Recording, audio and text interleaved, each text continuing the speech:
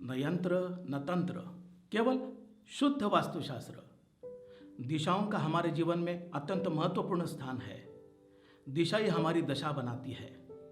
योग्य दिशा हमें प्रगति के शिखर पर पहुंचाती है, तो गलत दिशा हमें दुखमय जीवन देती है। मैं doctor AR Tarkhedkar, vastu, astrology, numerology expert और वास्तुशास्त्र पार्ट 1 to 3 का राइटर वास्तु विश्व चैनल में आप सभी का स्वागत करता हूं। गए 25 सालों से मैंने देश विदेश में अनेक लोगों के जीवन में सकारात्मक बदलाव लाया है। वास्तुशास्त्र के उपायों के जरिए उन्हें मुसीबतों से छुटकारा दिया है। वही अनमोल और महत्वपूर्ण बातें अब आपके लिए लेके आया हूं। तो क्या तैयार है आप? आज हम दिशाओं के बारे में डिटेल में जानेंगे। तो कितने प्रकार की होती है दिशाएं, कौन सी शुभ और कौन सी अशुभ होती है, क्या इन पे कोई उपाय भी किए जा सकते हैं, क्या इसके लिए हमें कुछ तोड़फोड़ करनी पड़ेगी या वास्तु ही बदलनी पड़ेगी, इसके बारे में हम डिटेल में जानेंगे। तो बने रहिए मेरे साथ। शुरू करते हैं। दिशाएं दो प्रकार की होती है, कार्डिनल डायरेक्शन यानी कि मध्य से जाने वाली और डायगोनल डायरेक्शन कॉर्नर के तरफ जाने वाली। तो प्रत्येक दिशा को दो उपदिशाएं भी होती है, उसमें से एक पॉजिटिव रहती है और एक नेगेटिव रहती है। जैसे कि ईस्ट में ईस्ट नॉर्थ ईस्ट पॉजिटिव है और ईस्ट साउथ ईस्ट नेगेटिव है। साउथ में साउथ साउथ ईस्ट पॉजिटिव है और साउथ साउथ वेस्ट नेगेटिव है। वेस्ट में वेस्ट साउथ वेस्ट नेगेटिव है और वेस्ट नॉर्थ वेस्ट पॉजिटिव है। नॉर्थ में नॉर्थ नॉर्थ ईस्ट पॉजिटिव है और नॉर्थ नॉर्थ वेस्ट नेगेटिव है। तो शुभ और अशुभ दिशा ध्यान में लेते हुए हमने उसके अनुसार ही कर्म करने चाहिए। जो शुभ कर्म है वो शुभ दिशा में होंगे, जो अशुभ कर्म है वो अशुभ दिशा में होंगे। वास्तु का मुख्य प्रवेश द्वार काफ़ी महत्वपूर्ण होता है, उससे ही हमारे संपूर्ण घर में ऊर्जा अंदर आती है। तो वास्तु का मुख्य प्रवेश द्वार शुभ दिशा में होना जरूरी है।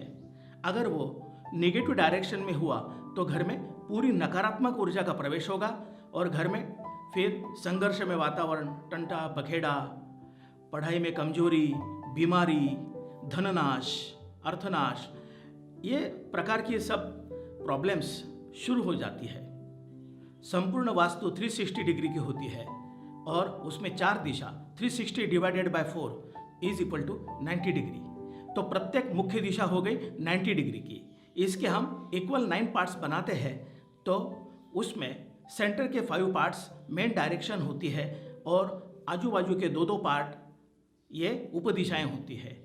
फॉर एग्जांपल अगर हम नॉर्थ का लेते हैं तो नॉर्थ के जो 9 पार्ट है उसके सेंटर के 5 पार्ट्स मेन डायरेक्शन नॉर्थ है और उसके राइट हैंड में नॉर्थ की शुभ दिशा नॉर्थ नॉर्थ ईस्ट 2 पार्ट है और नॉर्थ की अशुभ उपदिशा नॉर्थ नॉर्थ वेस्ट वो लेफ्ट हैंड में आती है।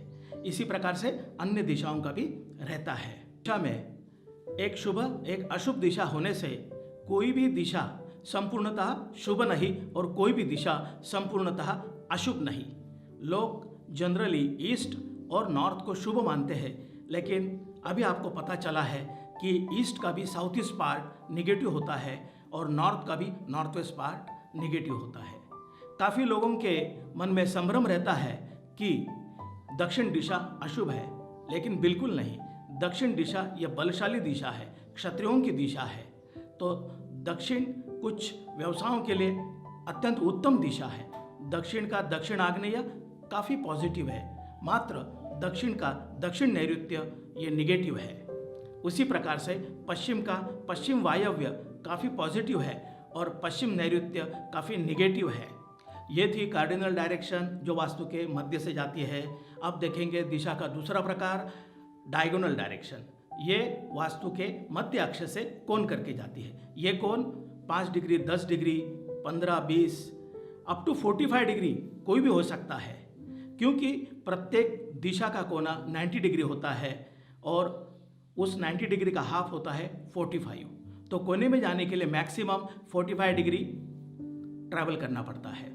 तो 0 से लेके 45 डिग्री तक जो भी डिफ्लेक्शन होता है वो होता है डायगोनल डायरेक्शन। तो उसमें अगर वो 45 से आप हाफ करेंगे, 45 के हाफ करेंगे तो हो जाता है 22.5, तो उसे कहते हैं अर्धविदिशा, सेमी डायगोनल डायरेक्शन। जिस तरह हमने कार्डिनल डायरेक्शन में शुभ अशुभ दिशाएं देखी, उसी प्रकार से इस डायगोनल डायरेक्शन में भी शुभ अशुभ दिशाएं होती है। तो अभी आप जान गए कि दिशाओं का घूमना कितना इम्पॉर्टेंट है, उसे हम नज़रअंदाज नहीं कर सकते हैं।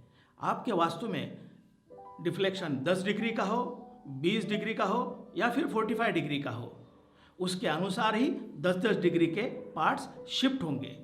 अगर वो डिफ्लेक्शन क्लॉकवाइज है तो पार्ट क्लॉकवाइज घूमेंगे, अगर वो एंटी क्लॉकवाइज है तो 10 डिग्री के पार्ट एंटी क्लॉकवाइज घूमेंगे, और उसके अनुसार ही आपको शुभ और अशुभ दिशा को निकालना पड़ेगा।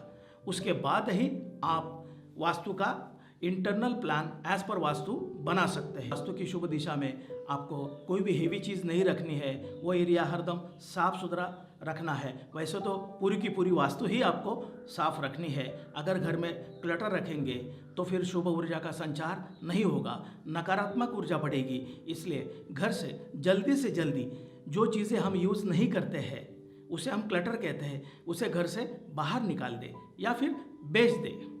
शुभ दिशा के जोन में कभी भी भारी सामान न रखें। भारी सामान रखने के लिए साउथ वेस्ट इन दिशाओं का इस्तेमाल करें। वो भी आपको देख लेना है कि कौन सा सामान चलेगा, कौन सा नहीं, क्योंकि सामान में कुछ लिक्विड होता है, कुछ सॉलिड होता है, कुछ सेमी लिक्विड होता है। तो प्रत्येक साहित्य का अलग अलग दिशा में स्थान है, उसके अनुसार ही उसको रखना चाहिए। शुभ कार्य करते वक्त हमेशा शुभ दिशा फेस करनी चाहिए।